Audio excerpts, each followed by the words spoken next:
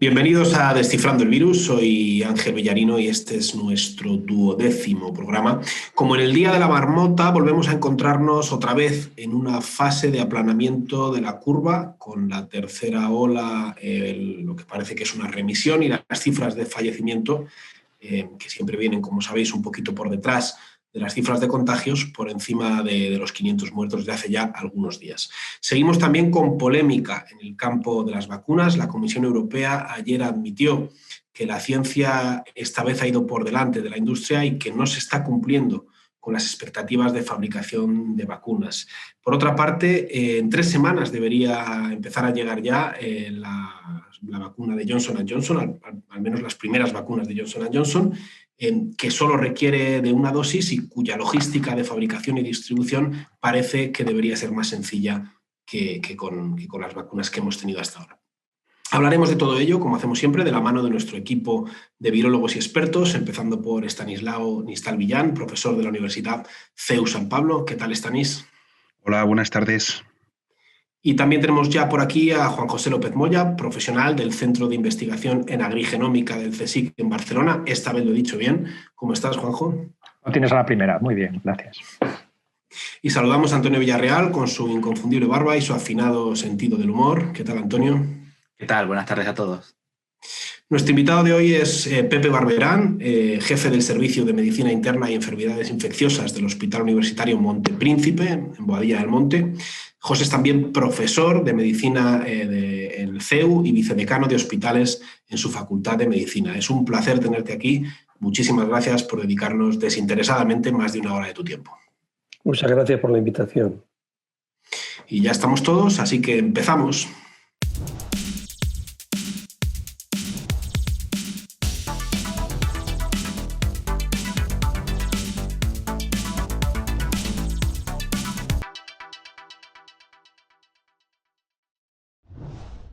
No siempre tenemos la suerte de tener aquí en el programa a alguien que sabe de primera mano cómo están los hospitales, cómo es la situación allí en los hospitales, que es algo que nos preocupa a nosotros y que preocupa a todo el mundo. Si os parece, podemos empezar con esa pregunta abierta y genérica para luego ir entrando al detalle. ¿En qué situación estamos, Pepe? Bueno, la cosa ha mejorado. Esta incidencia acumulada que comentabas anteriormente que ha bajado, pues nos lo notamos en los hospitales.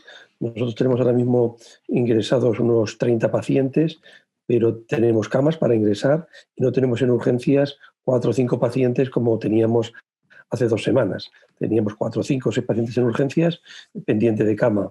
Ahora no tenemos ninguno. Ingresados tenemos bastantes, pero tenemos bastantes porque estamos pendientes de dar el alta a algunos pacientes. Un paciente tarda de una estancia media aproximadamente 10 y 15 días. Y hay muchos que en esta semana que viene, incluso este fin de semana, daremos el alta. Por tanto, creo que vamos mejor, vamos relativamente mejor.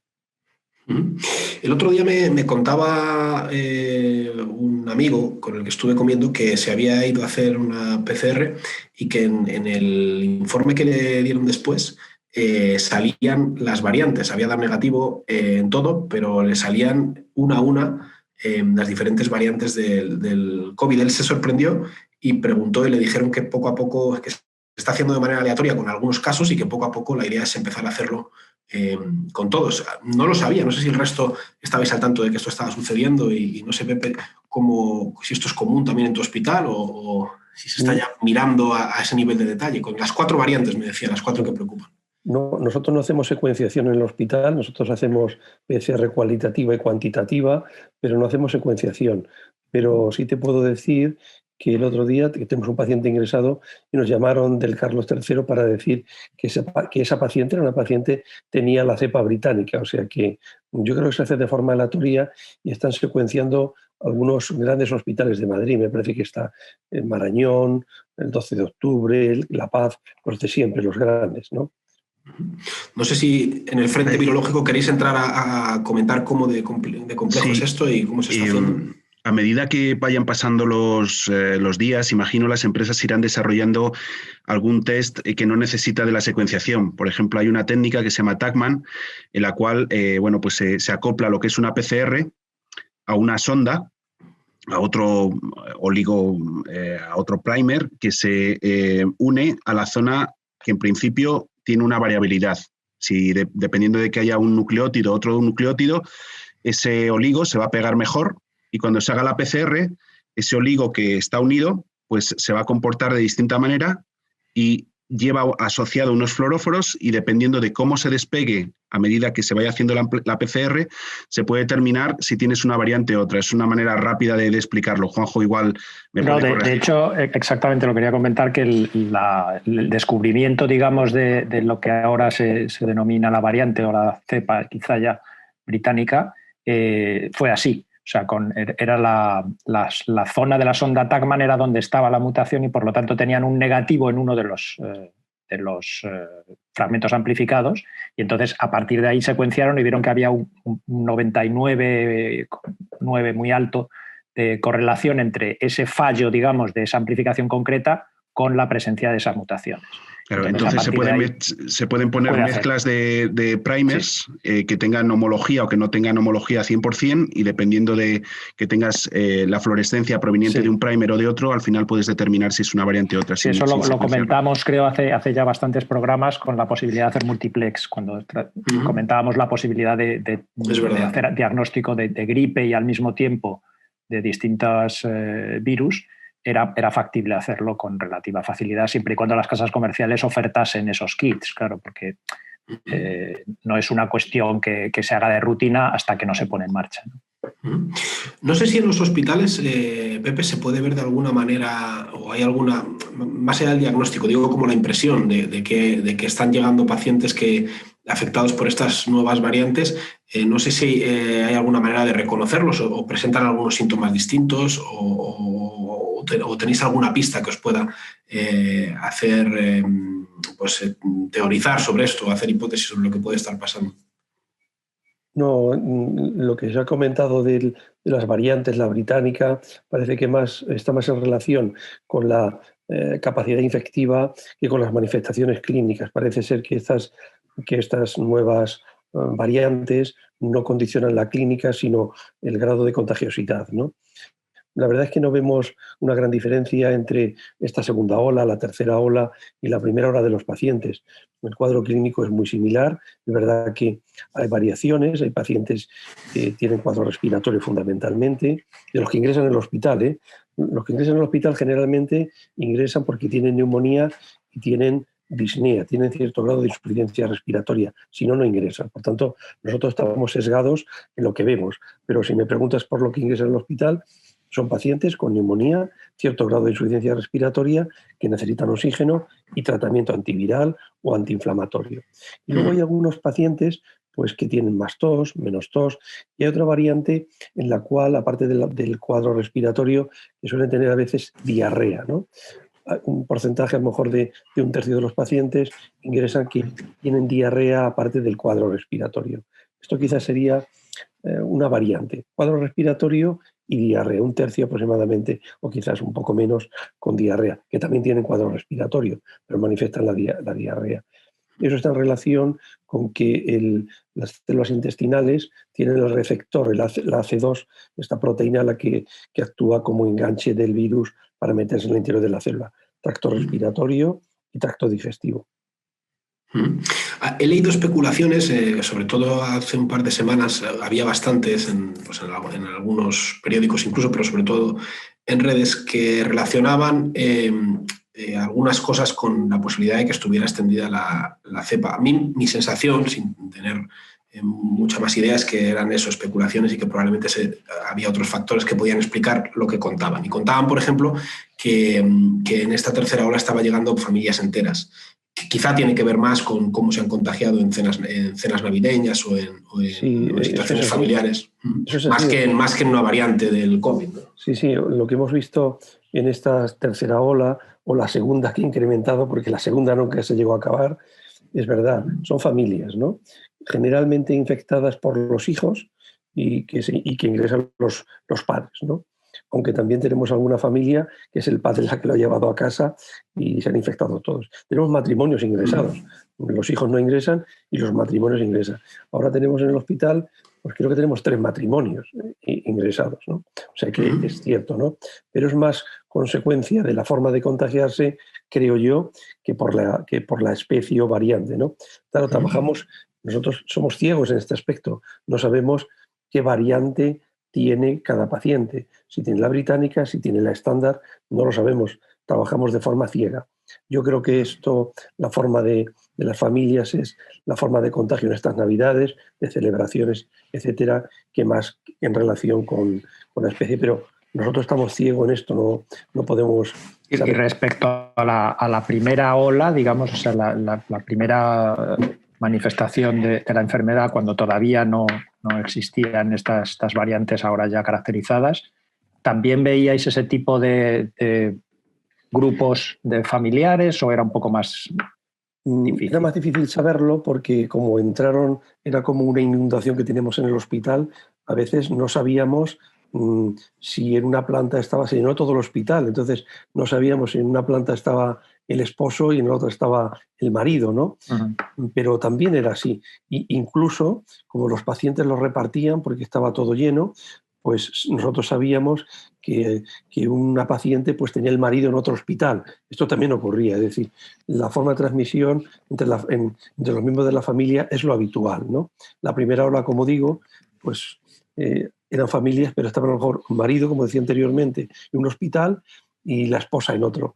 Es más, cuando ya teníamos el paciente relativamente días ingresado, como nosotros teníamos que llamar a los familiares para dar información, pues los hijos nos contaban que su padre estaba ingresado a otro hospital, que había fallecido, que no le dijéramos nada a la mujer, o sea que también era esta forma familiar de ingreso. Dale, Antonio. Pepe, ¿qué es lo que más ha cambiado para vosotros con respecto a hace un año aproximadamente? Quizá, bueno, las armas terapéuticas van estando más claras, pero también la hora, ¿no?, de administrar, de pasar de los antivirales a los corticoides, o sois más precisos a la hora de detectar en qué momento se está agravando el paciente. ¿Cómo? Bueno, claro, cuando esto nos inundó en marzo, la experiencia que teníamos fundamentalmente era la China, ¿no? Y bueno, pues leemos las revistas americanas donde se publicaban los datos chinos, el Lancet, el New England, ¿no? Y allí, pues en un Lancet me acuerdo perfectamente, donde ya hablaban de las 2 fases, la fase viral y la fase inflamatoria, que aparecía pues al 7º, 8º, 9º, 10º día, ¿no? Y ya lo sabíamos, ¿no? En aquella época los tratamientos eran diferentes porque a raíz de algunas publicaciones francesas pues empezamos a dar hidroxicloroquina con acitromicina como antiviral, incluso dábamos litonavir, ritonavir también para el tratamiento, dábamos incluso 2 antivirales, los pacientes no los toleraban y luego dábamos corticoides y la forma de dar corticoides pues era un poco caótica, ¿no? En unos sitios lo daban de una forma, en otros sitios lo daban de otra, ¿no? Hay gente que lo daba en bolos, ponía dosis masivas, otros lo dábamos, éramos más cautos a la forma de darlo. Veíamos que los pacientes, y esto también lo dijeron los chinos, pero no insistieron en ello, pero veíamos que los pacientes tenían dedímeros elevadísimos, ¿no? Dedímeros muy inespecíficos, lo tienen muchos pacientes, ¿no? Pero, en torno a 1000, 1500, por encima de 500, pues muchos pacientes lo tienen, ¿no? Pero llegábamos a ver dedímeros de hasta 70.000, 80.000, 90.000, 100.000, y entonces empezamos a sospechar que estos pacientes podían tener tromboembolismos, sobre todo pulmonares, ¿no? Y sobre todo cuando los pacientes, la disnea se agudizaba de un día para otro, el paciente iba evolucionando bien de su enfermedad, pero de un día para otro pues se desaturaba, pues hacíamos un dedímero y a lo mejor estaba muy elevado, ¿no? Entonces sospechábamos que tenía un tromboembolismo pulmonar.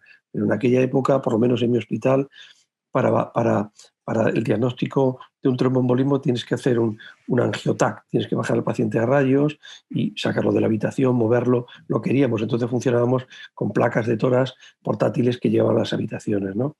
Los radiólogos tampoco querían hacerlos porque tenían miedo a contagiarse.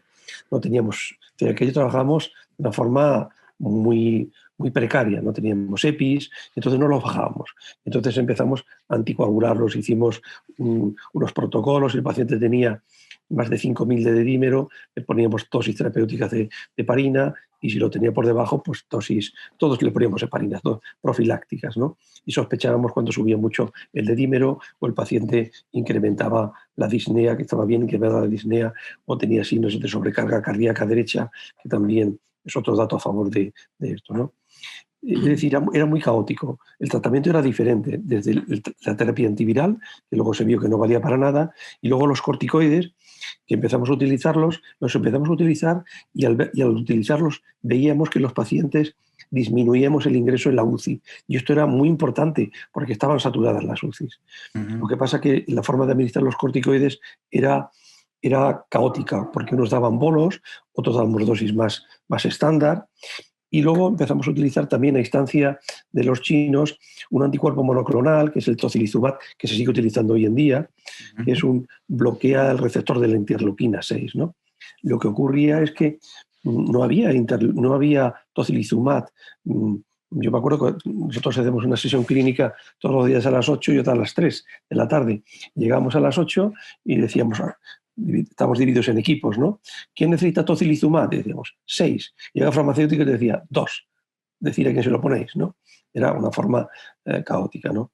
Afortunadamente hoy el tratamiento es diferente. No utilizamos hidroxicloroquina, no utilizamos lopinavir, ritonavir, y utilizamos los corticoides de acuerdo a que los estudios nos han enseñado. Damos dosis moderadas de corticoides y con esto, pues creo que vamos bien, ¿eh? Vamos bien porque a nosotros la mortalidad nos ha disminuido mucho, ya se nos ponen pocos pacientes. Antes llegabas por la mañana al hospital y se habían muerto 5 o 6, ¿no? Y ahora pues es raro el paciente que se muere, ¿no? Hay alguno que se muere, pero no es frecuente que se mueran en esta segunda y tercera ola. ¿Y por qué no se mueren? Pues porque quizás los tratemos mejor, nos anticipemos al tratamiento, está más estandarizado. También tenemos capacidad de meterlos en la UCI y antes no se podía meter en la UCI. Es cierto que ya los pacientes se les intuba menos. Ahora se le pone gafas de alto flujo y los pacientes, muchos están en la UCI, pero sin intubación. Tienen gafas de alto flujo, un porcentaje significativo no se les intuba. Con gafas de alto flujo, corticoides a dosis altas, tocilizumab, y muchos pacientes salen adelante, ¿eh? Entonces, hemos variado mucho el tratamiento. Aún así, claro, tenemos cifras de muertos que superan con mucho, los últimos días han superado algunos días con mucho los 500, ¿no? Que son cifras que no hemos llegado en ningún momento, yo creo, a los cerca de 1.000 que se llegó en la primera ola, pero teniendo en cuenta todas estas mejoras y que la letalidad ha bajado, o la mortalidad, es que ahí, claro, está extendido por todo el territorio, ¿no? La sensación es que en los hospitales no se ha llegado en ningún momento a la situación de la primera ola, ni en esta tercera, pero sin embargo la dimensión en todo el país sí que se acerca más. Claro, es diferente. Es decir, si tú analizas la primera ola, el conocimiento que teníamos era de los pacientes hospitalizados. Tú no sabías lo que había fuera. No sabías lo que había fuera. Simplemente tenías conocimiento de los pacientes que hospitalizaban. Que es verdad que hospitalizaron mucho. Yo me acuerdo, pues, en la segunda quincena de marzo, de tener el hospital prácticamente con ningún paciente a llenarse. Se llenó en 4 días. Teníamos 200 pacientes de forma continua en el hospital, ¿no? Y gente en urgencias esperando 10 en urgencias para tener cama. Dábamos altas prematuras porque había gente que estaba esperando para tener una cama, ¿no? Entonces, el conocimiento era del paciente hospitalizado, no sabías lo que había fuera. Hoy sabemos lo que está fuera y lo que tenemos hospitalizado. Aproximadamente, de forma general, los cálculos que hacemos son los siguientes. De cada 100 pacientes que están infectados, que están diagnosticados, porque otra cosa que hay que decir es que cuando te dicen, oye, tantos contagios en Madrid, por ejemplo, la Comunidad de Madrid, bueno, esos son los que te dicen, hay muchos más. Son los que dicen, hay muchos más que no sabemos cuántos. Pero si te dicen, de cada 100 diagnosticados hoy en Madrid, aproximadamente 20 tienen síntomas. Es decir, pues tienen anosmia, han perdido el gusto, tienen un poco de febrícula, están cansados, tienen tos, 20 de cada 100. Y 4 ingresan aproximadamente. Entonces, tú ahora podrías hacer el cálculo, decías, bueno, el 23 de marzo, ¿cuántos había ingresados en Madrid? Pues haz la cuenta al revés y te puede salir lo que teníamos fuera, ¿no? Hoy en día tenemos muchísimo fuera y poco ingresado, relativamente poco ingresado, ¿no? Hay una cosa, Pepe, que siempre me he preguntado y que se pregunta mucha gente, que si tenéis algún protocolo, lo has dicho tú mismo, que teníais, por ejemplo, en el hospital 2 parejas ingresadas. Cuando estas parejas tienen niños pequeños, ¿hay algún protocolo para saber qué hacer en ese caso? ¿O hay algún tipo de asistencia por parte del hospital? ¿O servicios sociales, quizá? Servicios sociales, ¿se pone en marcha algún tipo de mecanismo? Sí, bueno, generalmente la gente joven que tiene niños pequeños no suele ingresar. Esa lo pasa en casa. Los que ingresan generalmente son a partir de 50, 60, 70, 80 años y esa tiene hijos mayores, ¿no? La gente que ingresa, ese problema no lo tenemos. El problema lo tenemos a veces que son personas mayores que viven con otro mayor y que a veces queda debilitado y muy postrado, y la forma de darle el alta, porque la pareja no puede cuidarlo, ¿no? Eso es, a veces nos enfrentamos a esto. Bueno, pues los hijos pues se encargan de ello, ¿no? También lo que le hacemos en el hospital, aparte de tratarle la infección, pues le hacemos fisioterapia respiratoria para que vuelvan a caminar. Esto lo hacemos, ¿no? También mucho. Y en el hospital nosotros todos los días llamamos a los familiares de los pacientes. Siempre tenemos de cada paciente ingresado, como no podemos informarle porque no puede ir a verle, pues todas las tardes llamamos a cada uno, hay un responsable de ese enfermo que nosotros le llamamos y le decimos cómo va. Ahora tenemos un paciente, por ejemplo, que tiene cerca de 80 años, tiene COVID, se está recuperando y él vive solo. Entonces un problema ahora es para darle el alta, porque para darle el alta él está bien, pero ir a vivir solo no lo puede hacer, ¿no? Y entonces, bueno, pues lo que hacemos contactamos con los servicios sociales para ver de qué forma se le puede ayudar, incluso con los familiares más cercanos. Este es viudo, pues tiene un hermano, tiene sobrinos, nosotros hablamos con ellos y se le busca siempre una alternativa. Ese no es un problema, no es un problema. Si os parece, podemos hacer una pequeña paréntesis para hablar unos minutos de vacunas. No sé si alguien quiere comentar esto de la vacuna de Johnson & Johnson que está ahí a las puertas, está a punto de llegar, creo que en 3 semanas la tenemos aquí, y que no sé cómo lo veis, si creéis que puede ser una buena noticia en el sentido de que solo necesita una dosis y la logística al parecer es más sencilla. Antonio, no sé si tú te quieres lanzar o... Bueno, lo que sabemos hasta ahora es que, bueno, ya lo comentamos en el último programa, ¿no? Que Anthony Fauci en Estados Unidos ya había dicho que estaba muy cerca su aprobación por parte de la FDA. Y en cuanto lo apruebe la FDA, pues probablemente llegará a Europa. Ya se estaba hablando de marzo o algo así. De todas formas, la producción y tal se iba a retrasar un poquito más y se supone que las primeras dosis iban a llegar como en abril. Y efectivamente bueno, luego lo puede explicar Stanis, es una vacuna también de adenovirus, del adenovirus 26, y parecida también a AstraZeneca y otras, y que hasta, bueno, por los resultados que había, tenía como una eficacia del 70%, pero al ser monodosis, pues también garantizaría una cobertura vacunal bastante amplia en un tiempo pues más breve que con las candidatas que tenemos ahora, o además añadida a las candidatas que tenemos ahora. Y yo simplemente añadir a eso que el adenovirus 26 también es el vector adenoviral que se usa en la segunda dosis de la vacuna rusa, la de Sputnik, de Gamaleya, la Sputnik. Y que, bueno, pues que sea una sola dosis y que se pueda mantener a temperatura ambiente, pues es un tema muy interesante. Y que, bueno, a pesar de que también hay extendida la jerga o los comentarios que te hacen los compañeros o la gente que te pregunta, dice, pues esta vacuna pues es peor porque solo te protege el 60 y mientras que la otra es el 95.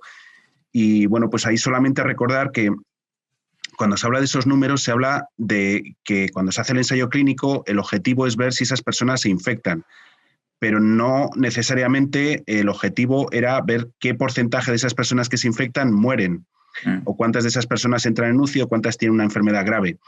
Y lo que es constatable es que esas personas que se vacunan, a pesar de que se puedan llegar a infectar, pues no desarrollan el COVID grave y no mueren, ¿vale? Que sería un poco el mensaje de que, bueno, pues estas vacunas también funcionan y funcionan muy bien. Y nada, simplemente eso. Pepe, ¿tú estás vacunado ya? Yo hoy sanitario? Ayer recibí la segunda dosis. A nosotros en el hospital nos han vacunado a todos, nos han puesto la de Pfizer. Yo me puse la primera dosis el día 18 de enero y ayer me puse la segunda dosis. A ver cuánto nos dura esto, no sé cuánto duran los anticuerpos. Yo lo pasé, yo me infecté en la primera. Claro, los médicos sufrimos mucho. Y bueno, el virus estaba aquí antes de que hubo la gran eclosión, ¿no? Algunos pasando a consulta nos lo pegaron, ¿no? Y nos dieron los anticuerpos en el hospital en abril o mayo, tenía 18 y luego en septiembre me quedé en 1,5, ¿no? Y ahora nos han vacunado, en 6 meses te desaparecen prácticamente, ¿no? No sé si las células de memoria pues nos garantizan el que luego se pueda, si te infectas nuevamente, se puedan crear anticuerpos neutralizantes y evitar el problema. Y ahora pues me vacuné con la de Pfizer el día 18 y ayer me pusieron la segunda dosis, con algunas pequeñas molestias, un poco así como gripal, dolor de cabeza, artromialgias. Mucha gente lo padece esto, ¿no? Pero la verdad es que prácticamente el 100% de la gente del hospital se ha vacunado. Y lo pasaste asintomático, ¿no? Cuando dices que lo pasaste en su día en la primera ola. Lo pasé, mira, yo soy de los que tenía más diarrea, ¿no? Porque me acuerdo que ese fin de semana, el fin de semana del 8 de marzo, pues el lunes empecé a sentirme mal, tenía algo de fiebre, yo soy asmático y tenía el asma exacerbado y tenía diarrea, ¿no? Y tenía dolor abdominal, pero yo jamás pensé que tenía la COVID. Me acuerdo que a mi mujer le decía, oye, estuvimos comiendo el sábado en un restaurante, ¿no estás con diarrea? Le decía, no, no tengo diarrea. Bueno, pues y no lo pensé hasta que ya empecé a ver pacientes y yo pensé, yo creo que esa semana lo pasé. Y lo pasé trabajando, es decir, con paracetamol, tomaba más inhalador y la diarrea en una semana cedió. Y efectivamente, luego ya... ¿Y tu mujer se infectó? Mi mujer no se infectó, no. Tiene anticuerpos y es negativa. Ya sabes que las mujeres van mejor que nosotros, ¿eh? Sí. Las mujeres están protegidas y no tenía más. Y luego hicimos anticuerpos a ella y ella no tiene anticuerpos negativos, ¿no? Para que veas cómo son estas cosas, ¿no?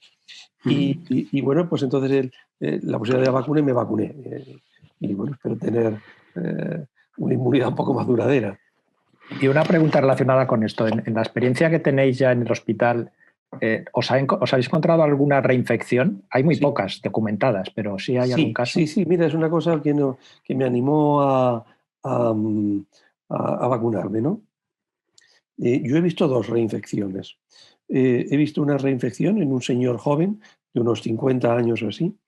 Este señor pasó la COVID en septiembre, ingresado en Puerta de Hierro, con PCR positiva. La PCR se le negativizó e ingresó ahora en enero, ingresó en el hospital con un cuadro que creíamos que no iba a tener COVID, porque bueno, creemos que tiene una infección respiratoria de otro tipo, que las hay, aunque es verdad que la gripe y los catarros virales han disminuido muchísimo desde que los niños, los pediatras están sin trabajo en mi hospital. O sea que es una cosa que creo que va a beneficiar, no hay mal que por bien no venga. Y bueno, pues le hicimos PCR, positiva la PCR. Y es verdad, porque además nos trajo el escáner, el TAC torácico que tenía en Puerta de Hierro, y la verdad es que ha sido una reinfección más leve. Más leve. Y luego he tenido otra paciente que está de 70 años, que esta paciente enfermó en la primera ola, en abril del año pasado. Y aquí queda la duda de si es una reinfección o no, porque esta paciente fue acusada de COVID, pero no le hicieron PCR, porque fue, no sé si os acordáis, que a partir del 20 y tantos de marzo, el Ministerio de Sanidad dijo, en esta época de pandemia no hagáis PCRs, hacer diagnóstico clínico, es decir, si tienen los datos de disnea, el dato característico, pues le acusábamos de COVID sin hacerle, ¿no? Y esta sí, porque estuvo en nuestro hospital, bueno, en otro hospital de nuestro grupo, en Torrelodones, y yo he podido ver los escáneres. Y tenía manifestaciones sugestivas, aunque no tenía PCR positiva. Y ahora he ingresado con PCR positiva. ¿Y hay algún caso? ¿También más leve? También más leve, sí, hay algún caso más. Hay un protocolo hecho que creo que es de los CDC americanos, que dice cuál es el concepto de reinfección. El concepto de reinfección es que tú tienes que tener un cuadro de COVID diagnosticado por PCR, negativación de la PCR, y luego tiene que pasar, me parece que son más de 3 meses asintomático, y tener a partir de los 3 meses, a partir de esa fecha, tener otro cuadro de COVID y con PCR positiva. O sea que algunos casos hay, pero creo que no es lo habitual, porque si fuera habitual ya se hubiera puesto de manifiesto, con todos muchas los casos que tenemos se hubiera puesto de manifiesto, pero hay algunos casos, ¿eh? Ese protocolo sirve también para discriminar de quienes a lo mejor han tenido el virus latente unos días o han dejado de tener síntomas y vuelven a tenerlos, pero no ha desaparecido esa primera infección, ¿no? No, lo que pasa es que como tienen que pasar más de 3 meses entre el primer episodio y el segundo, pues entonces el paciente tiene que tener primer episodio PCR positiva, mejora, le haces una PCR que sea negativa, tiene que transcurrir más de 3 meses desde que el paciente se encuentre bien hasta que vuelva a tener el segundo episodio también diagnosticado. Entonces, no es que el virus sea latente, porque tienes una PCR negativa. En teoría, y si confiamos en la PCR, si es negativa no lo tiene latente. Sí, por eso digo que se utiliza para discriminar de esos posibles casos. Este es un virus que no es latente. Hay muchos virus que se quedan latentes en nuestro organismo. La mayoría de los virus herpes, el herpes simple, el herpes zóster, el citomegalovirus, son virus que tú te infectas y te curas la infección, pero el virus ya no te abandona, ya siempre lo tienes. Y lo tienes y se puede reactivar si tu inmunidad, sobre todo la inmunidad celular, decae. Es muy característico la varicela, que es el virus varicela zoster, la adquirimos en la infancia y se cura la varicela y luego ese virus se reactiva muchos años después. Se reactiva cuando tienes bastantes años en la senectud, tienes inmunosenectud y el virus acantonado, que queda acantonado, se reactiva. Y el virus herpes simple, este que sale en las pupas en los labios, una vez que te reinfectas, una vez que te infectas, este virus aparece constantemente. Es evidente, no es que te infectas cada vez, no, es que se reactiva. El virus está acantonado y si tienes una disminución de las defensas, aparece. Y el citomegalovirus es exactamente igual. El herpes simple, el tipo 1, tipo 2, es virus banal, pero citomegalovirus, el que se infecta por citomegalovirus, pues si tiene, por ejemplo, tiene una leucemia, tiene un trasplante, da muchísima guerra, porque ese virus reaparece. Cuando los pacientes se les inmunodeprime, porque son trasplantados, ese virus es terrible, cuesta mucho de controlarlo, incluso puede producir cuadros graves de neumonías que te puede llevar a la muerte. Sin embargo, el virus, el SARS-CoV-2, es un virus que no se acantona, lo eliminas y te puedes volver a reinfectar. Eso sí, pero son formas diferentes. Una cosa relacionada con eso. Es posible, ahí hemos tenido un compañero que su padre ha tenido coronavirus recientemente, empezó a sentirse mal, por ejemplo, me parece que fue justo después de Año Nuevo, y tardaron muchos días le hacían PCR, le hacían el test de antígeno, y negativo, pero era claro que estaba desarrollando una enfermedad con una sintomatología muy parecida al COVID, hasta que ya después de ingresado y ya antes de meterle en la UCI, pues le volvieron a repetir la PCR con la muestra de garganta y dio positivo. Y una pregunta que nos surgía era hasta qué punto pues, el virus, cuando estamos tomando la muestra y estamos tratando de acceder al lugar donde pensamos es que está el virus, si el virus puede ir directamente a los pulmones y en caso de que a lo mejor llegando a los pulmones o llegando a otra parte del cuerpo no necesariamente lo podamos detectar en la garganta o sí, no lo sé. Si habéis tenido casos de esos? Sí, bueno, el virus entra y el tracto respiratorio superior, la célula del tracto respiratorio superior tiene receptores y de hecho se engancha y se queda acoplado ahí, ¿no? Y luego ese virus por vía inhalatoria baja al pulmón. Pero fíjate, Stanislao, a diferencia de la gripe, el tracto respiratorio, los bronquios, no son diana de este virus. Este virus va al pulmón, a los alveolos.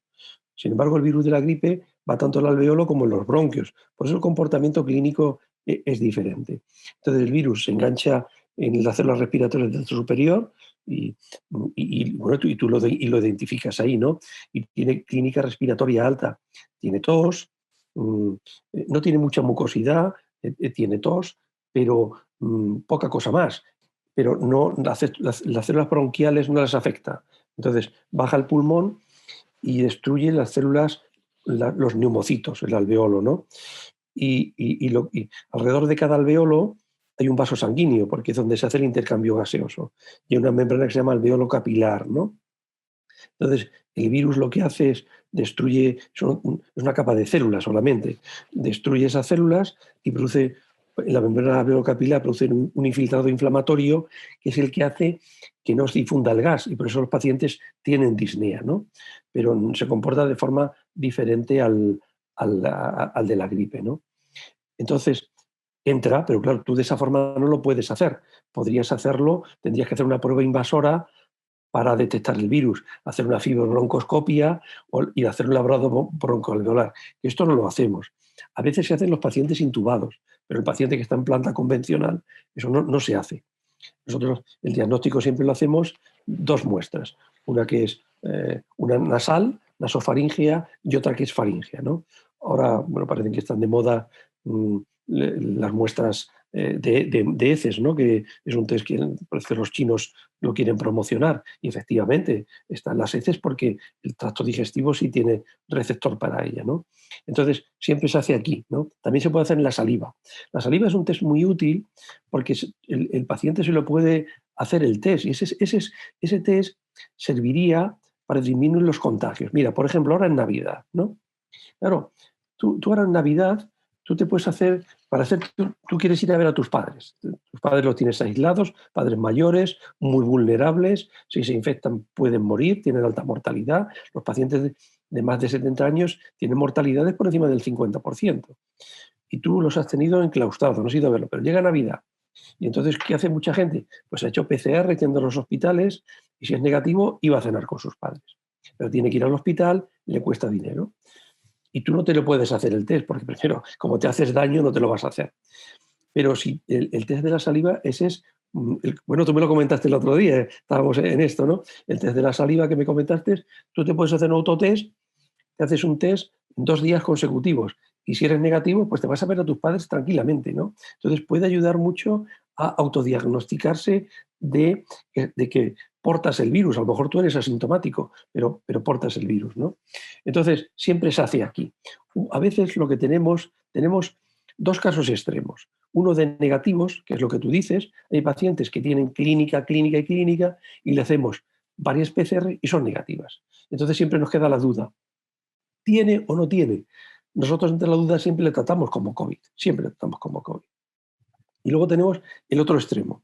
El otro extremo es que el paciente está fenomenal, está para irse el alta y le dice, bueno, le voy a dar el alta mañana. Haces una muestra el día anterior y te da positivo. Y el paciente está bien, da positivo. Y resulta que con el que convive es negativo, entonces no le puedes dar el alta, ¿no?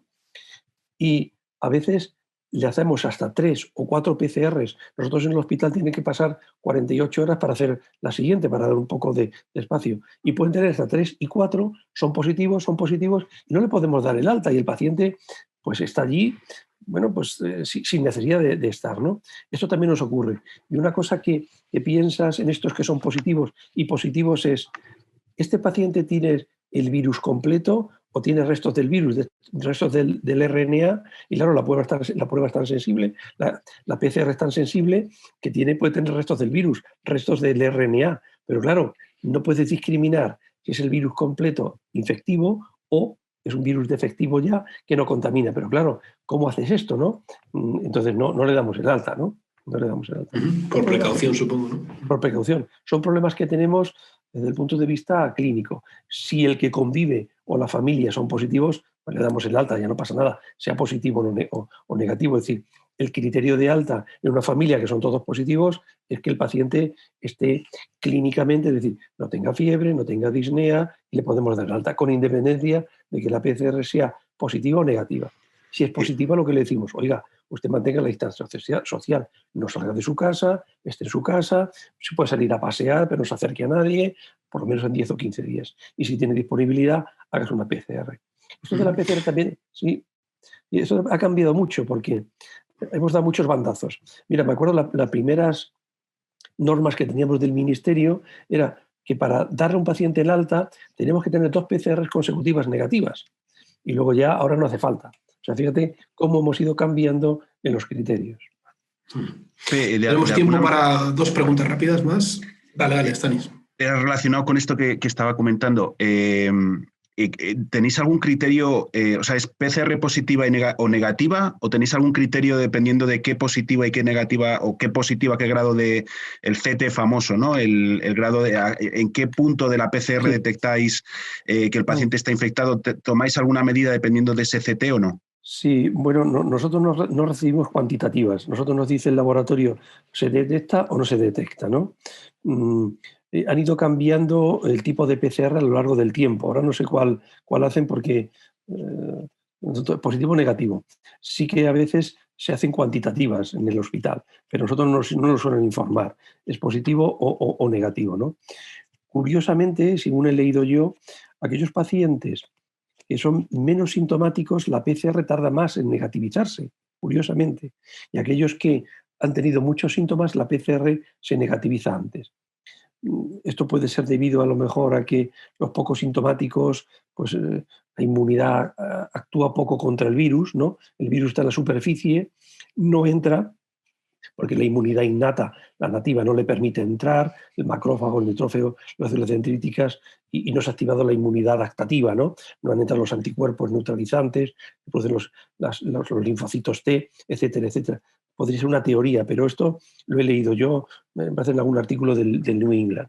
También es cierto, antes comentabas de los pacientes de UCI, los que están graves, que hacen neumonías importantes, que les pueden tomar muestras invasoras, el virus tarda mucho en desaparecer. En un paciente normal puede estar 10, 15, 20 días. Entre 2 y 3 semanas se suele negativizar, pero los pacientes que tienen infecciones graves puede estar un mes o más. Y estos pacientes se relacionan con viremia, es decir, presencia del virus en sangre, ¿no? La mayoría de los pacientes no suelen tener viremia, o nosotros no la detectamos, se localiza en el pulmón, pero los que tienen infecciones graves se ha visto que tienen viremia. Y este virus puede circular, entonces producir manifestaciones a distancia. Entonces puede producir fenómenos pues, tromboembólicos, no solamente en el pulmón. Fíjate que los tromboembólicos, los fenómenos tromboembólicos son en el pulmón porque el capilar rodea el alveolo, es decir, lo separan micras de la pared alveolar del endotelio del capilar, ¿no? Y por eso inflama la célula endotelial y produce trombos, ¿no? Pero los que producen en el cerebro o distantes, el virus tiene que salir del pulmón y llegar pues, a cualquier órgano, al cerebro. Hay pacientes que hemos tenido con ictus, en teoría relacionados con esto, o trombosis venosas profundas, pero ya tiene que haber viremia. Pero esto no es lo habitual. Pepe, una pregunta. Hoy, esta semana justo, ha salido un estudio hablando del tocilizumab, ¿no? Y digamos, cuantificando lo efectivo que es en combinación con la dexametasona, diciendo que puede reducir hasta un 50% la mortalidad. Pero quería que nos comentaras cómo de disponible está eso ahora mismo, porque antes nos has dicho que, bueno, es un medicamento que es caro, estaba pensado para la artritis reumatoide. Entonces, eso, ¿tú crees que cualquiera que lo necesite, teniendo en cuenta que ahora el volumen de personas críticas ingresadas es menor, cualquiera que lo necesite puede acceder a él, o tenéis que andar un poco, digamos, con el freno de mano puesto porque es un medicamento caro y difícil de conseguir? Bueno, en la primera ola, pues te dije que teníamos escasez, ahora disponemos de él perfectamente, ¿no? Tocilizumab ha sido discutido, ¿no? Porque en esta pandemia todo hay que tomarlo con mucha calma porque hemos visto resultados preliminares de muy positivo o negativo, que luego cuando las cosas han ido asentando, pues han cambiado de signo. Lo que era negativo es positivo y al revés, ¿no? Al revés, ¿no? Uh-huh. Mira, me acuerdo que hay un intensivista de mi UBI que me decía, mira, Pepe, no hay ningún fármaco que actuando sobre una diana pueda mejorar a estos pacientes. Porque, claro, el COVID es una tormenta de citoquinas. Sí, lo que sucede es que el virus inflama células y estas células, las citoquinas son formas de transmitirse información entre unas células y otras, ¿no? Uh-huh. Son sustancias químicas, son proteínas, y de esta forma sí se hablan las células entre unas y otras, ¿no? Entonces, cuando tú te infecta el virus, cualquier enfermedad inflamatoria produce citoquinas, pero en particular esta, pues se producen un aumento de citoquinas, que la producen las células inflamadas, los macrófagos, las células dendríticas, toda la célula inflamada produce sus citoquinas, ¿no? Y el patrón de citoquinas no es siempre el mismo. Hay unos pacientes que producen más citoquinas de un tipo que de otras. Hay pues 20, 30 o por lo menos alrededor de 20 citoquinas que se han identificado aquí, ¿no? Pero el patrón de citoquinas no es el mismo en todos los pacientes. Unos producen unas y otros producen otras o en cantidad variada. Esto es en primer lugar, ¿no? Lo que se ha visto con esto, volviendo al tocilizumab, el tocilizumab lo que hace es bloquear el receptor de una interleuquina, que es la 6, uh-huh. que es una que se ha documentado mucho, pero hay otras que también intervienen, ¿no? Entonces, claro, siempre te queda la duda, con todas las citoquinas que se producen, ¿cómo esta que bloquea solamente una tiene un efecto beneficioso, ¿no? Bueno, salieron varios metaanálisis publicados que decían que no iba bien, ¿no? Sin embargo, nosotros veíamos que en algunos pacientes sí iba bien, lo veíamos, ¿no? Claro, cuando los clínicos tenemos una visión miope, porque tú pones a uno, parece que va bien, y tú siempre te fijas en el que va bien, el que va mal, tratas de... Entonces necesitamos estudios de gran número de casos para tener una perspectiva buena, ¿no? Pero ya intuíamos que iba bien, ¿no? Y ahora se ha visto que va bien, ¿no? Entonces, sí. Pero no en todos va bien. Al parecer, según los resultados de este ensayo Recovery, que es el que están haciendo en Reino Unido, la cosa es que al principio se probaba sola, y sola el beneficio es muy marginal, pero es cuando es en combinación con la dexametasona cuando parece que tiene realmente los... Sí, pero siempre utilizábamos con la dexametasona. En la primera ola siempre poníamos corticoides porque los corticoides estaban disponibles. Claro. Y cuando poníamos tocilizumab era a más, ¿no? Y ahora también los pacientes todos llevan corticoides y en el que vemos que no va bien, le ponemos tocilizumab. Y hay algunos que el resultado es espectacular y otros que no es espectacular. Y ponemos una dosis porque es un fármaco que tiene una vida media muy larga y es suficiente con una dosis. Con una dosis, pues tú tienes, el fármaco me parece que dura hasta un mes, el efecto puede prolongarse hasta un mes, ¿no? Entonces es un fármaco que lo utilizamos con frecuencia y que ha demostrado su eficacia, no en todos, pero sí en la mayoría de los pacientes va bien y lo utilizamos. Un fármaco que lo utilizamos continuamente, ¿no? Me mandó Stanis un mail el otro día hablando de la inmunoterapia, ¿no? Y voy a decir unas palabras de la inmunoterapia, Stanis, pero esto ya me callo, ¿eh?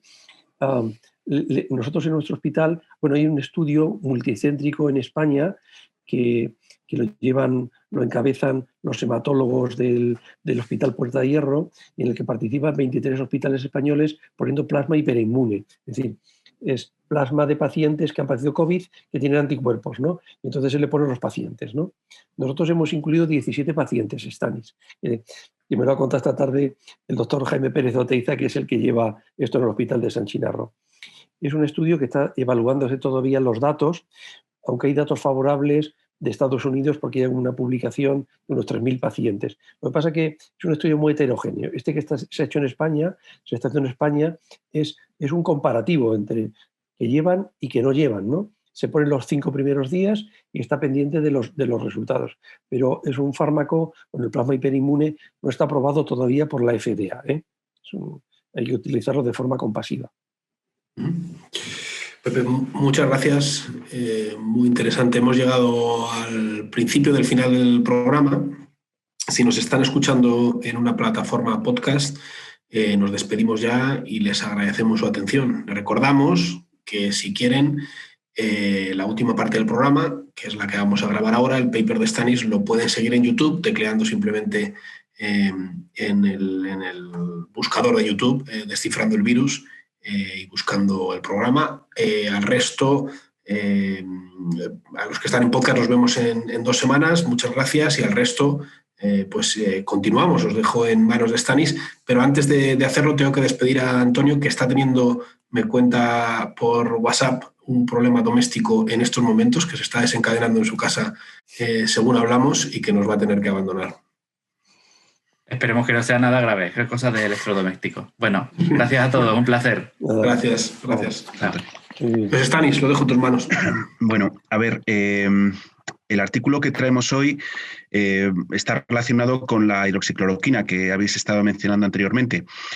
Antes de empezar a comentar cómo funciona la hidroxicloroquina y bueno, pues tratar de explicar qué es lo que dice este artículo y por qué la hidroxicloroquina parece que no funcionaba, me gustaría hacer una breve introducción. Voy a compartir la pantalla y voy a tratar de resumir con un pequeño vídeo.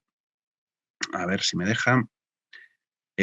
Voy a tratar de resumir con un pequeño vídeo cómo entra el virus en nuestras células. Como todos sabéis, voy a hacerla grande.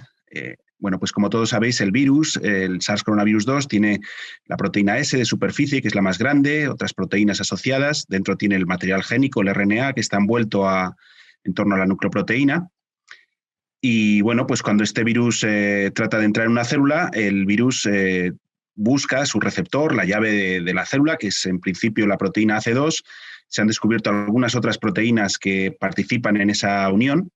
Y hay que recordar que la proteína S es un trímero, tiene 3 subunidades y dentro de cada una de esas 3 subunidades requiere de la unión al receptor. Y cuando esa unión ocurre, no solamente no se queda ahí, sino que tienen que participar otra serie de proteínas cortando, son proteasas que cortan a esta proteína S, desplazan algunos elementos, cambia la conformación de la proteína S y expone lo que se denomina el péptido de fusión, que es una zona de la proteína S que cuando se encuentra con la capacidad de unirse, se lanza como si fuera un gancho a la superficie de la célula diana y aquí pues, se produce un efecto que se denomina fusión, por el cual esa proteína S atrae a las membranas del virus y a la de la célula. Esa fusión de las 2 membranas impulsa el material génico del virus dentro de la célula y bueno, pues ahí es cuando el virus se encarga de replicarse dentro de esa célula. Voy a dejar de compartir esta diapo y voy a ir, la siguiente diapo que quiero comentar es una que tengo aquí preparada, en la cual, bueno, pues tenemos esa proteína S, tal como la hemos visto antes. Esto es la estructura tridimensional obtenida a partir de una estructura cristalográfica de rayos X. Y, bueno, pues como veis, tiene esta forma como de champiñón, vista desde arriba, pues sería este trímero. Lo que se puede ver aquí son distintas zonas, pero en concreto me interesa esta de color verde y esta de color azul. Si cogiésemos esta proteína y la estirásemos y tuviésemos la secuencia de aminoácidos, los que componen la proteína, los 1.273 aminoácidos, nos encontraríamos con que en la parte más del extremo N terminal, que se denomina al comienzo de la secuencia, bueno, pues existe esta zona que es también importante porque a ella se pegan muchos anticuerpos neutralizantes. Y de hecho, en las variantes que se están describiendo, muchos de los cambios que ocurren en el virus para evadir la respuesta inmune, la adaptación del virus, va asociado a cambios en esta región NTD. Hay algún correceptor también que se ha descrito que se une a esta región NTD. Después de esta región, existe otra región que se llama RBD o Receptor Binding Domain, dominio de unión al receptor, que tiene el color verde y que es la que en principio se une al AC2, que hemos visto anteriormente, al receptor, y que sin la cual el virus no se podría unir. Entonces, los anticuerpos neutralizantes tanto los terapéuticos que se administran, que ya se pueden comprar en algunas empresas y que se administran a algunos pacientes antes de que entren en la fase aguda, como antivirales, que funcionan muy bien. Bueno, pues muchos de ellos van dirigidos frente a esta región, RBD, y es una región que es muy sensible a los cambios. En el momento hay un cambio y haya un anticuerpo, los anticuerpos neutralizantes que necesitamos para bloquear la entrada del virus al cuerpo, en el momento esta región cambie, pueden verse alterados, la unión puede verse alterada y de alguna manera esa neutralización, esa inhibición de la entrada del virus, pues puede verse alterada. Además de esto, existe una casuística en estas proteínas de superficie que es, en el caso de los coronavirus, es que se requiere una ruptura. Necesita ese corte proteolítico que comentaba anteriormente para exponer el péptido de fusión, el fusion peptide, que está aquí presentado en este color azul clarito, ¿no? Si os fijáis en la estructura, ese trocito, ese péptido de fusión no aparece en la superficie. Se requiere este corte y se requiere el procesamiento de la proteína para que se pueda exponer este péptido y de esa manera unirse a la célula, ¿vale? Pues hay otros dominios que tienen interés, pero no me voy a centrar en ellos. Vamos a ir directamente las flechas, al artículo. ¿podías comentar las flechas que sí que son los sitios de corte? Sí, efectivamente. Pues estas dos flechas indican los lugares de los que vamos a hablar ahora en el artículo, que son los lugares de proteólisis, los lugares donde las proteasas que están presentes en la célula tienen que cortar para madurar, para que esta proteína S madure y pueda fusionarse, pueda unirse al receptor y mediar la fusión del virus, de la membrana del virus a la membrana de la célula. ¿Vale? Si nos vamos al artículo ahora, es un artículo que se publicó en la revista PLOS Pathogens y que es un grupo americano del Scripps, que es un centro pues, que en este caso está en Florida, ¿vale? Hay varios lugares de Scripps. De lo que habla es trata de explicar por qué la hidroxicloroquina, que inicialmente se planteó como un fármaco que funcionaba muy bien in vitro, cuando lo aplicaban a un cultivo de células que son capaces de infectarse y replicar el coronavirus, el SARS coronavirus, pues vieron que la hidroxicloroquina funcionaba muy bien. Pero claro, cuando la hidroxicloroquina ya lo llevas a un contexto de un paciente, pues la historia cambia, ¿no? Entonces es por eso que es muy importante hacer un ensayo clínico, sobre todo un ensayo clínico de fase 3, para ver qué eficaz es el fármaco y que hasta que no se prueba esa fase 3 es muy aventurado a hacer cualquier tipo de aseveración, ¿no? Y es lo que ha pasado con la hidroxicloroquina. La hidroxicloroquina es un fármaco antiparasitario que tiene el efecto de prevenir la acidificación de los endosomas. Cuando una célula trata de tragar, de endocitar, de meter dentro de su citoplasma algo que está en el exterior, se produce una invaginación, se produce la formación de unas bolsitas, y si esas bolsitas vienen derivadas de algo que se está fagocitando para destruirlo, como es el caso de las células fagocíticas, los macrófagos, los neutrófilos, por ejemplo, pero no solamente, también otras células. En ese proceso de endocitosis baja el pH, se acidifica ese interior y eso muchas veces contribuye a la destrucción del agente infeccioso que se está fagocitando, ¿no? Bueno, pues hay algunos virus que se aprovechan de esa acidificación para mediar la fusión de su membrana a la membrana de la célula a la que están invadiendo. O sea, la célula se lo está tragando, pero el virus se aprovecha de esa fagocitosis para fusionarse. Ocurre con varios virus, ¿no? En este caso, la hidroxicloroquina elevaría ese pH y el SARS coronavirus 2, que requiere de esa acidificación también para entrar dentro de la célula, pues en teoría, si no se acidifica, el SARS coronavirus 2 no podría fusionarse. En algunos virus, esa acidificación viene asociada a la exposición del péptido señal, al cambio conformacional de las proteínas de superficie y a la fusión del péptido de fusión o el anclaje del péptido de fusión a la célula diana. En este caso, lo que ocurre es que la acidificación, y me voy a ir a la primera figura, si está mejor, me parece, está aquí mejor, perdón. Aquí. Bueno, en este artículo hacen una figura introductoria para que entendamos qué es lo que está ocurriendo aquí, ¿no?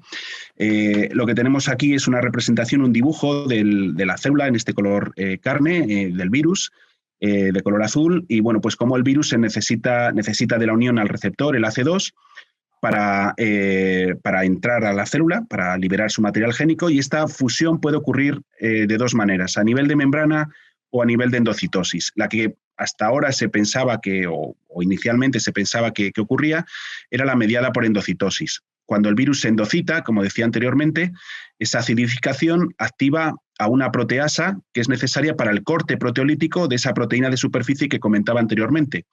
Esa enzima se llama cathepsina L, cathepsin L. ¿Vale? Esa cathepsin L a pH bajo, cuando se acidifica el endosoma, corta a la proteína S del SARS coronavirus 2 y eso media la fusión y media la liberación del material génico. Con la hidroxicloroquina inhibimos esa acidificación, por tanto inhibimos el efecto de la cathepsina L y de esa manera prevendríamos la acidificación. Bueno, además de esto, también desde hace bastantes meses ya se conoce que hay otra proteasa que es importante para la entrada del virus. Esta proteasa no está en endosomas, está asociada a la membrana de la célula y se llama TMPRSS2. ¿Vale? Esta proteasa puede mediar el corte, también esa proteína de superficie, y mediar la entrada del virus a nivel de la superficie sin necesidad de endocitarse. ¿Vale? Entonces, ya de partida podemos entender que puede ser que la hidroxicloroquina no tenga función si el virus media su entrada a través de esta proteasa, la TMPRSS2, ¿no? Y ese es un poco el planteamiento que tenemos en el artículo. A la hora de entender... Ahí estaba aquí, perdón. A la hora de entender cómo funciona esto, en este artículo lo que hacen es, trabajan con unas células que se llaman células 293T, que en principio no tienen el receptor, pero las obligan a expresar ese receptor, y lo que observan es que cuando estas 293T expresan el receptor, son susceptibles a la infección, y si además de expresar el receptor, el AC2, expresan la TMPRSS2, pues el virus es más proclive a entra de una manera mucho más fácil. Comienzan a estudiar haciendo una comparativa también entre el SARS coronavirus 1 y el SARS coronavirus 2 y otro virus irrelevante, que en este caso que es el virus estomatítico vesicular. Y lo que empiezan a hacer es, ¿qué pasa si en vez de usar hidroxicloroquina usan otro fármaco que acidifica los endosomas? Y lo que ven es que en el SARS coronavirus 1, la acidificación, ¿vale?, de alguna manera inhibe la entrada del SARS coronavirus 2.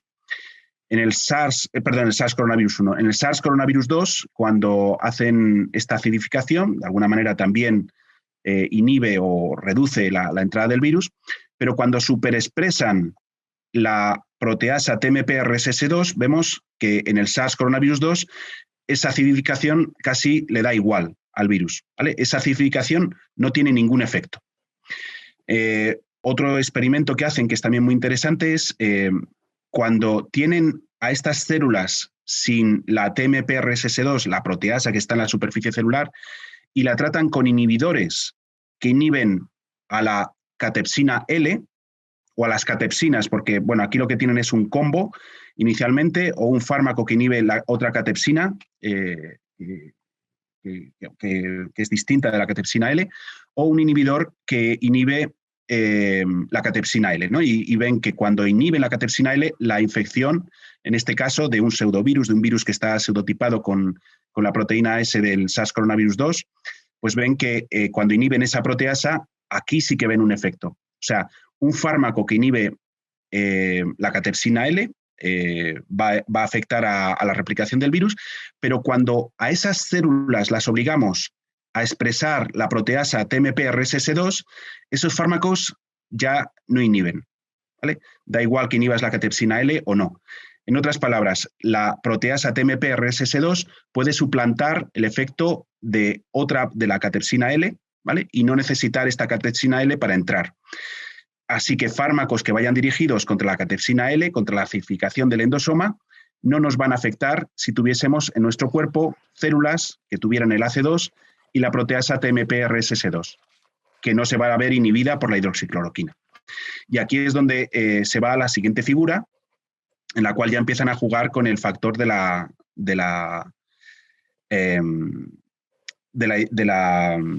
perdón, en esta todavía no hablan no usan la hidroxicloroquina. Aquí lo que hablan, lo que se centran, es ver el efecto. Esto es la hidroxicloroquina, perdón. Lo que están viendo en esta figura es, usan estas células 293T que expresan el receptor en presencia de alta o de baja cantidad de la TMP-RSS2 y ven que hay un efecto concordante. Cuanto más TMP-RSS2 tenga una célula, pues mejor entra el virus y en principio la hidroxicloroquina no tiene un efecto muy pronunciado, ¿vale? Ven ese efecto también en otros tipos celulares en los cuales hay distinta cantidad de TMP-RSS2 y lo que ven es que cuando tienes poca TMP-RSS2, como en estas células, en esta figura, como en estas células... Están comparando los dos, el SARS-CoV-1 y el SARS-2. Entonces, eso es. No me voy a centrar en el SARS-CoV-1. Juanjo, si crees conveniente, coméntalo. No, es simplemente para ubicar que realmente estaban utilizando todos los controles. O sea, tienen un virus irrelevante, que sería el VSV, tienen un virus que no utiliza esa vía alternativa y entonces ven los resultados muy, muy potentes en el caso del SARS-CoV-2 que tendría las dos vías de entrada. Eso es. En este panel, en el que estamos hablando ahora del SARS-CoV-2, vemos como que las células que tienen poco TMP-RSS2, este es un Western blot en el que muestra la cantidad de proteína, pues estas células, las H1975, son células que son muy susceptibles o más susceptibles, serían estas de la línea gris, ¿vale? Pues son células más susceptibles a la hidroxicloroquina. En este caso, el papel de la TMP-RSS2 es minoritario. Sin embargo, si nos vamos a estas otras células, las CALU3, que sí que tienen TMP-RSS2, en ese caso la hidroxicloroquina no tiene tanto efecto o no tiene un efecto palpable, no llega a inhibir la entrada del virus completamente. O sea, otra vez... Ahí lo que se está midiendo en esa gráfica es un poquito complicadas de entender, es esa línea que marcan en el 50. Cuanto más lejos estamos, es la dosis que estás necesitando de hidroxicloroquina para empezar a ver un efecto. Efectivamente, cuanto más bajito sea la cantidad de hidroxicloroquina, mejor estás inhibiendo, mejor llegas al 50% de la inhibición. Eso es. Correcto. Vale. Si ahora en la siguiente figura dan un paso más adelante y dicen, bueno, pues sí, la hidroxicloroquina puede que en algún contexto no tenga, en algún contexto celular no tenga un efecto, pero vamos a volver a lo que hacían inicialmente. Vamos a tratar de inhibir junto con la catepsina L o junto con el efecto causado por la hidroxicloroquina, vamos a tratar de usar fármacos que traten de inhibir la TMP-RSS2. Y en este sentido, pues usan dos, es este E64D, o otro fármaco que está disponible en la clínica, que es el Camostat. El Camostat se da, o es un tratamiento que se da, el doctor Barberán conocerá esto mejor que yo, pero pues a pacientes, por ejemplo, que tienen reflujo o que tienen algún otro tipo de patologías, pues es un fármaco pues bastante accesible, ¿no? Bueno, pues el Camostat, tanto como este inhibidor de la TMP-RSS2, pues tiene un efecto X sobre el SARS-CoV-1, pero tiene un efecto más pronunciado sobre el SARS-CoV-2, ¿vale? Como vemos aquí, si nos fijamos en los ejes, la dosis necesaria para inhibir, o en estos números, ¿vale? La dosis necesaria de este Camostat para inhibir la entrada del SARS-CoV-2 es mucho menor que para el SARS-CoV-1. O sea, el SARS-CoV-2 de alguna manera es más dependiente de la TMP-RSS2 para entrar que el SARS-CoV-1.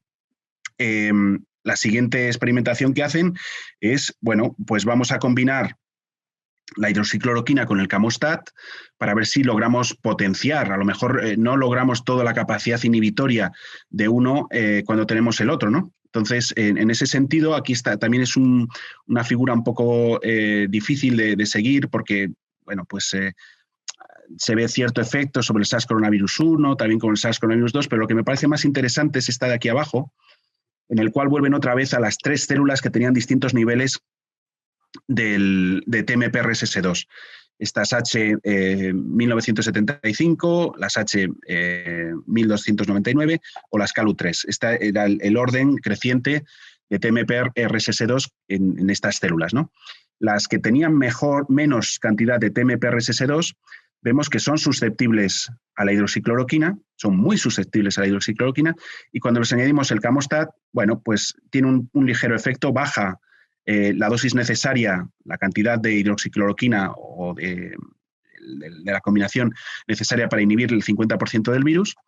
Sin embargo, si nos vamos al extremo opuesto, las CALU3, que eran las que tenían mucho TMPRSS2, vemos como el camostat tiene el principal efecto a la hora de inhibir la entrada del virus en las células y prácticamente la hidroxicloroquina no tiene ningún efecto.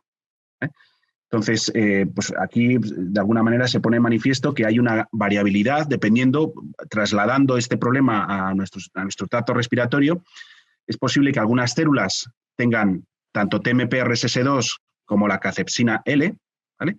Que las dos proteasas estén en esa célula que está infectándose por el SARS-CoV-2 y que necesitásemos los dos fármacos para inhibir completamente o para inhibir en un grado muy alto la entrada del virus. La hidroxicloroquina solamente, por ejemplo, si una célula, si un hemocito, por ejemplo, que se está infectando, una célula del epitelio respiratorio que se está infectando por el SARS-CoV-2 tuviese muy poco TMPRSS2, esa célula, como es este caso de aquí, pues sería bien inhibida, pero si tiene mucho TMPRSS2, la hidroxicloroquina no le va a hacer nada. La última figura es una de las figuras más bonitas de este artículo, desde mi punto de vista, pero hay una parte que no voy a explicar para no complicar demasiado la historia, simplemente comentar que estos investigadores son capaces de modificar la secuencia de la proteína S del SARS-CoV-1 y del SARS-CoV-2 y pueden intercambiar las piezas donde ocurre ese corte proteolítico que estábamos comentando anteriormente. Si nos fijamos aquí en esta gráfica, esta figura de la derecha, vemos como hay un panel, este es un Western blot, en el cual, bueno, pues están viendo en esta parte izquierda, es un Western frente a la proteína S del SARS-CoV-2, y lo que pueden ver es que la variante original, la que estaba circulando anteriormente, pues, que sería esta primera barrita de aquí, bueno, pues si toman virus de esas células y hacen un Western blot, ven que hay distintos cortes proteolíticos, ven distintas bandas. Estas distintas bandas serían el resultado del corte de esa proteína S, en el cual en la parte de arriba no hay corte, y estas banditas pequeñas pues son los trozos de proteína que se liberan después del corte. Si recordáis, al principio de la pandemia empezó a circular también otra variante que era la que tenía el residuo 614, modificado a glicina, o sea, pasaba de aspartico a glicina, ¿no? Y esta variante al final se hizo más predominante o más circulante en muchos lugares. Bueno, pues una cosa curiosa es que esta variante o esta mutación que va asociada a este cambio de aminoácido, en principio produce o permite un mejor corte por parte de las proteasas, y eso es lo que, pues a lo mejor puede influir en esa infectividad. En esta gráfica también lo que hacen es una mutación de esos sitios de corte y ven cómo si mutan a esos residuos que luego van a dar lugar a los aminoácidos que son cortados por las proteasas, bueno, pues aquí no hay corte, este virus en principio no sería infectivo. Y ahora, si hacemos ese mismo efecto o si hacemos ese mismo estudio en el SARS-CoV-1, el SARS-CoV-1 en principio no necesita los cortes proteolíticos que necesita la proteína S del SARS-CoV-2, pero si a la proteína S del SARS-CoV-1 le introducen las mutaciones, le introducen los cambios, le introducen los segmentos de corte que están presentes en el SARS-CoV-2 en los lugares de corte donde se podría cortar, pues vemos que también la proteína del SARS-CoV-1 puede ser proteolizada, puede ser cortada, y bueno, pues de esa manera vemos esas dos bandas. Entonces, en ese contexto, para resumir y para pues hacerlo un poco más digerible. Tenemos unas células, que serían las 293T, a las cuales les transfectan el receptor, están expresando el receptor, o sea, las hacen susceptibles para ser infectadas por el virus, y además a esas células o no les ponen, o les introducen un plásmido o les obligan a expresar la proteasa TMPRSS2, ¿vale? Donde pone TMPRSS2 serían células que no expresarían la proteasa TMPRSS2, las que sí serían las positivas, ¿vale? El color gris o el color de color carne. Lo que vemos en esta gráfica sería el efecto, la cantidad de hidroxicloroquina que sería necesaria para inhibir la entrada del virus en las células 293T AC2 que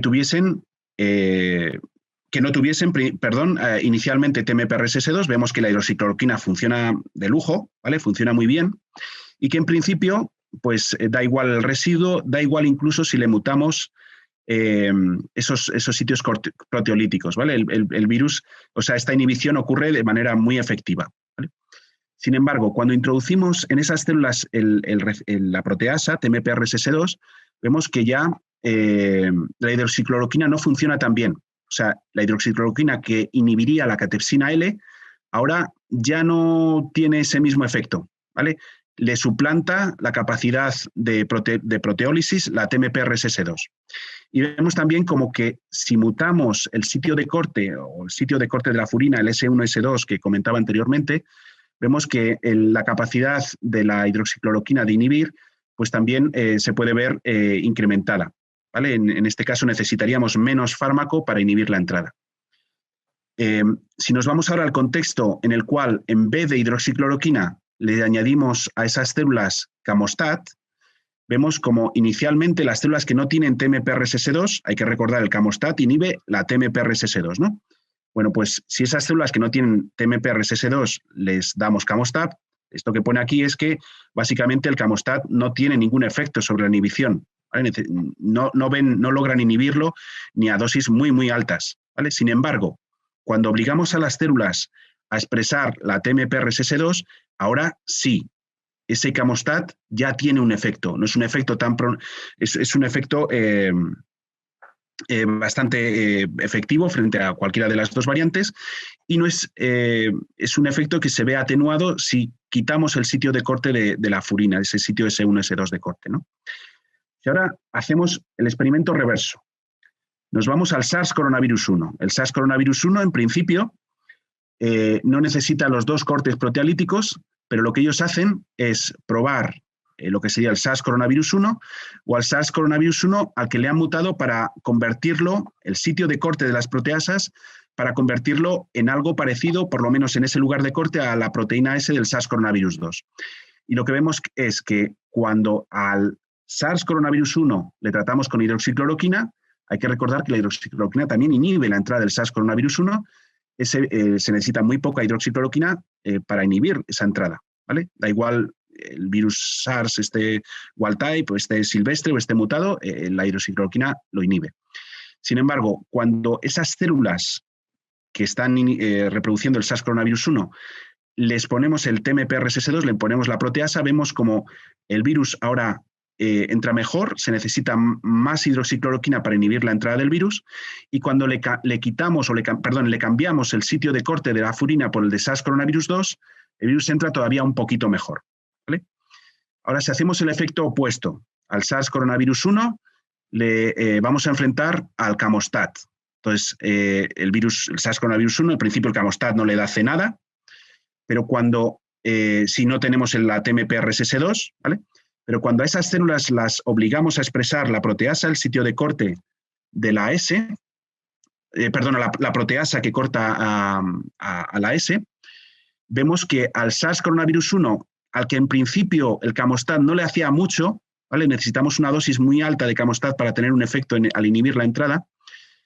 Cuando le mutamos, cuando hacemos el cambio para sustituir la pieza del SARS coronavirus 1 por la pieza de corte del SARS coronavirus 2, ahora le convertimos en susceptible al camostat, ¿vale? Entonces, es una prueba de concepto para, de alguna manera, reflejar que los sitios de corte están relacionados con la actividad tanto de la catepsina L como de la TMPRSS2, y que probablemente el doble tratamiento con hidroxicloroquina y Camostat sí que podría tener un efecto, pero cada uno de ellos por separado, como fue el caso cuando se usó la hidroxicloroquina en los ensayos clínicos, no llegó a tener ningún efecto, ¿vale? Entonces, a lo mejor un ensayo clínico que supusiese la coadministración de estos dos fármacos pudiera llegar a tener algún efecto. Es un poco la conclusión de este artículo.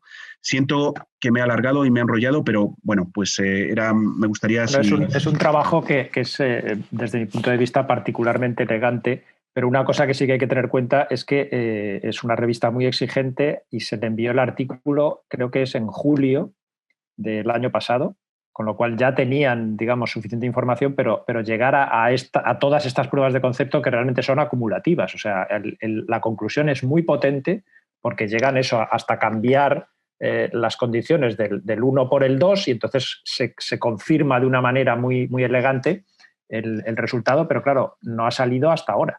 O sea, que realmente, bueno, quizás en tiempo, como estamos viviendo dentro de la pandemia, pues nos da la sensación de que estas cosas se deberían saber antes, pero es que hace falta hacerlas muy bien, ¿no? Y este es un trabajo que está muy bien hecho. Entonces, Stanis, ¿cómo podemos saber qué cepas utilizan la catepsina y la proteína TMRSP2? No me acuerdo del nombre. ¿Se podría saber de alguna forma? Es decir, porque podríamos aplicar esto como los antibióticos. Tú tienes un microorganismo, le haces un test de sensibilidad y dices, oye, pues hay que darle clozapilina o no, es un ETR, hay que darle ceftarolina, por ejemplo, ¿no? Aquí podríamos tener una forma fenotípica de saber la expresión de estas proteínas o para utilizar un fármaco u otro, ¿no? Eso es una idea de negocio, ¿eh? Ahí si podríamos, sí, lo ponemos en marcha. No conozco muy bien en detalle, sé que los neumocitos pueden expresar las dos, sé que hay células que tienen enlace 2 que expresan las dos, la catepsina L y la TMPRSS2. En principio no hay, de momento, no se sabe si las variantes, o no se sabe hasta qué punto algunas de las mutaciones de las variantes nuevas pueden afectar a esta proteólisis. Sí que es verdad que algunas de las mutaciones pueden llegar a afectar, como hemos visto con la 614, pueden afectar de alguna manera la estabilidad de la S y a lo mejor también al corte. Entonces, eso necesitaría un poco más de caracterización. Pero no sé si, Juanjo, has visto alguna otra cosa. No, la verdad es que el virus, al ser nuevo, no sabemos dónde ha evolucionado toda esta batería de maquinarias que le permite entrar utilizando 2 rutas, en fin, tiene como muchos recursos a los que, bueno, pues no tenemos resistencia natural, con lo cual es digamos, esperable que si esto ha evolucionado pues de los murciélagos donde estaba inicialmente, a través de algún otro huésped intermedio donde quizás pues ha adquirido esas capacidades con las que ahora nos estamos enfrentando. Pero bueno, ahora ya tiene oportunidades, como hemos visto, para evolucionar en el ser humano una barbaridad. Hay otra cosa también que, los correceptores que estaba comentando anteriormente, uno es la neurofilina 1, la neurofilina, y hay otro artículo por ahí que no se ha comentado mucho, que es uno que ha salido también recientemente, en el cual se habla de otro receptor alternativo al AC2, que sería mediado por la unión del N-terminal, del dominio más al principio que comenté inicialmente, donde se pueden unir también anticuerpos neutralizantes. Bueno, pues se une a un receptor que se llama XL, ¿vale? Pero no se sabe hasta qué punto esta unión a la XL puede ser una alternativa o algo, eso es, que funcione al mismo tiempo, y de qué manera a lo mejor esta unión a este correceptor puede afectar también al corte proteolítico, que podría ser otra opción. Siento hacer el papel siempre del malo, del que corta las cosas, pero hoy nos estamos yendo ya por encima de la 1:30 y me parece grave y serio. Esto es una COVID de larga duración. Exacto. Vamos a despedir, si os parece, el programa y agradeciéndole a Pepe su participación. Hemos aprendido mucho porque además normalmente yo creo que es la primera vez que viene alguien que está en el mundo, que está en la trinchera de la lucha con el COVID, ¿no? Eso ha sido súper interesante. Hemos aprendido un montón de cosas y lo hemos pasado bien. Gracias a los demás y gracias a los que nos estáis escuchando por seguirnos. Hasta dentro de 15 días. Adiós. Gracias. Adiós.